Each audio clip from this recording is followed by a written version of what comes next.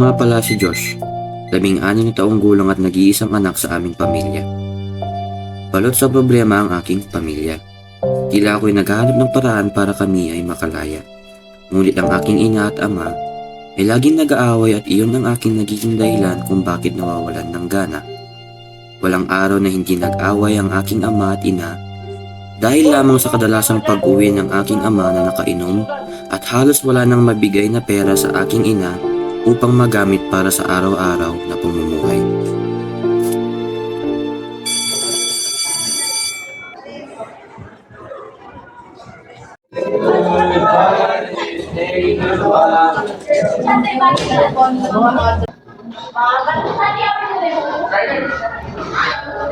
At kahit nasa paaralan ako pa rin ay nakakaranas ng mga problema.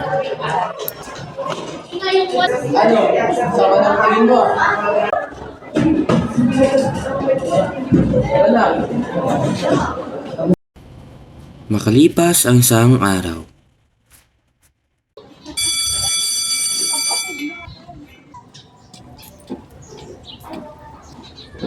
uy, teka, sila yung kahapon ah. Tago nga ako.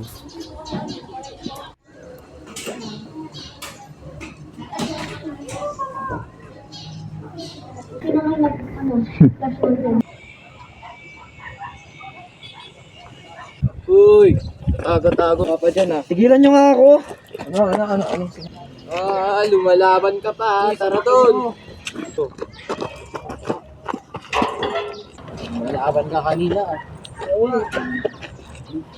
Saka doon. Ikot mo yan. Lumalaban ka kanina. Ano? Mayabang-yabang mo ah. Tigilan mo ako. Oy!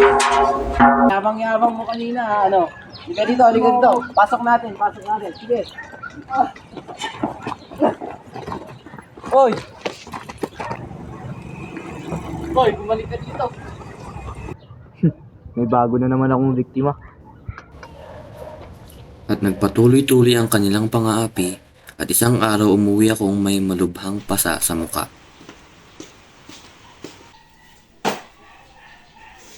Anak, anong nangyari sa'yo? Ano yung nasa mata mo? Patingin nga ako niyan. Ano bang nangyari sa'yo? Sino may gawa niyan? Ano ba kasing ginagawa mo? Ano yan? Naubog ka na naman, oh. Ano bang ginagawa mo? Tumigil ka na nga! Anak na natin yung sinasaktan mo! Nag-iisip ka pa ba? Tama na. Ikaw huwag kang makialam dito, ha? Ma!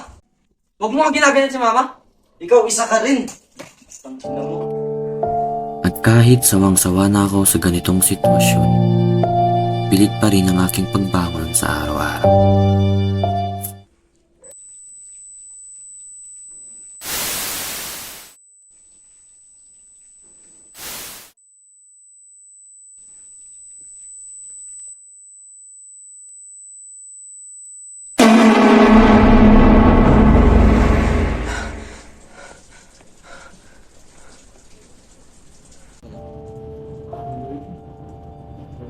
At kahit sanay na ako sa ganitong klaseng pangyayari sa aking buhay, nang makita ko ang kalagayan ng aking ina, napagtanto ko na hindi maaari na ganito na lamang ang mangyayari sa aking buhay.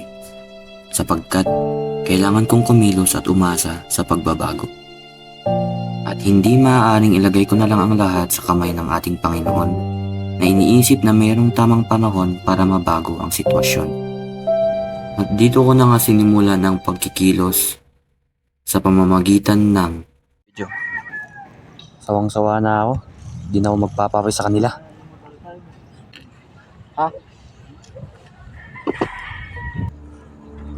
Sawa na kami sa'yo. Umuwi ka na.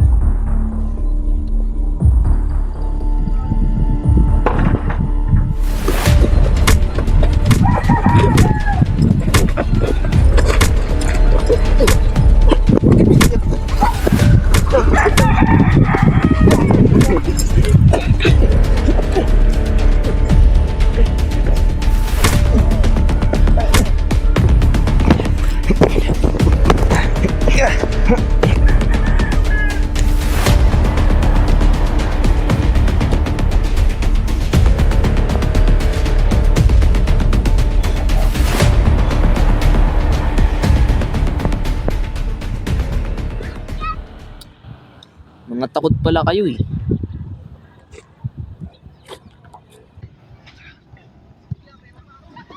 Okay ka lang, tol? Okay lang ako, boss. Bayaan mo na sila. Umuwi ka na.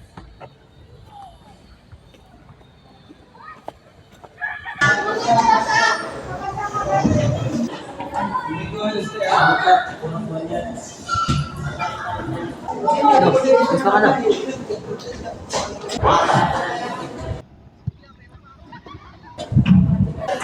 Okay lang naman. Hindi naman kailangan yung tulong mo kahapon eh. Ayoko kasing may nakikitang naapi eh. Jacob nga pala. Josh.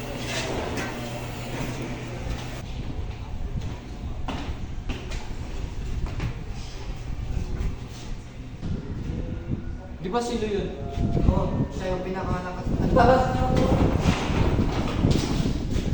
May lakad ka ba mamaya? Wala naman. Bakit? Tara, labas. Saan? Kahit saan, wala naman akong gagawin eh. Pwede naman. Tara.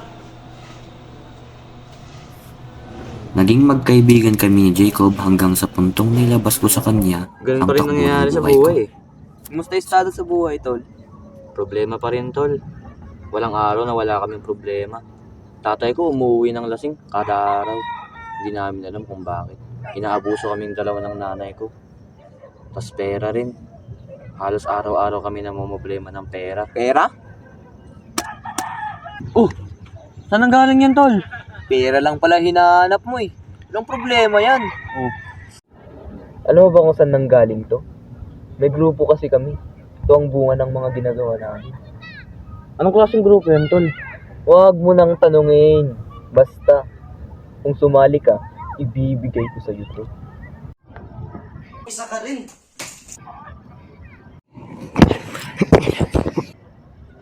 Sige, sasali na ako. At hindi ko inaasahang ganito pala ang mapapasukan kong pamamaraan ng paghahanap buhay. Ako lang yan, hindi ako yung mga tunay kundi ka pamilya. Kung ano ang aking makuha sa pamulong lang yan. Mga lagi ka sa kasama ko, pamilya pa sa binigay. Pagkaligay mga sinasabi. Goods boy, goods.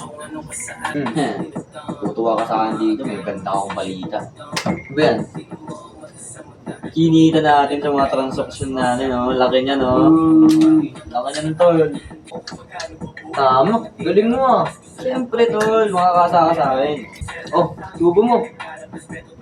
Bait talagang tropa ako, oh. Nice one, tol.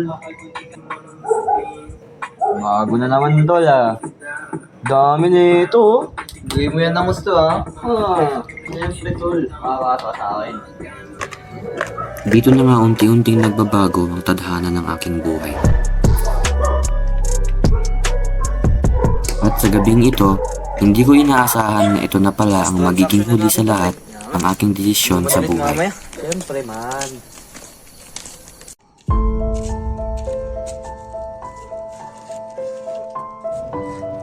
Sana maging aral ito sa inyong upang ayusin ang magiging pasya at pagdidesisyon nyo sa buhay. Laging isaisip na walang madaling paraan ng pag-aangat sa buhay sapagkat kailangan natin itong pagsikapan at huwag patuloy na mangarap ng hindi kumikilos.